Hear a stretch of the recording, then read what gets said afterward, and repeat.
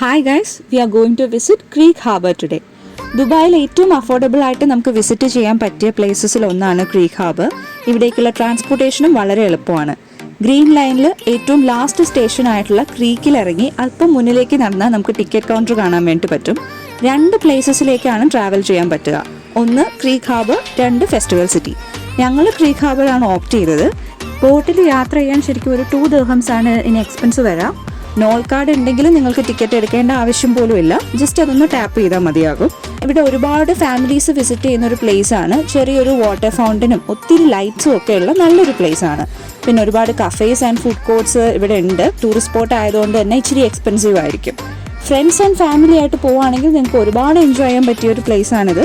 ഒരു half an hour ഒക്കെ നമുക്ക് നല്ലോണം ചില്ല് ചെയ്ത് ഒന്ന് റിലാക്സ് ചെയ്യാൻ പറ്റും. തിരക്കിട്ട വർക്ക് ലൈഫിനിടയിൽ കുറച്ച് നേരം കാമായിട്ടിരുന്ന് നല്ലൊരു അറ്റ്മോസ്ഫിയർ എൻജോയ് ചെയ്യാൻ ഈ പ്ലേസ് നിങ്ങളെ ഹെൽപ്പ് ചെയ്യും.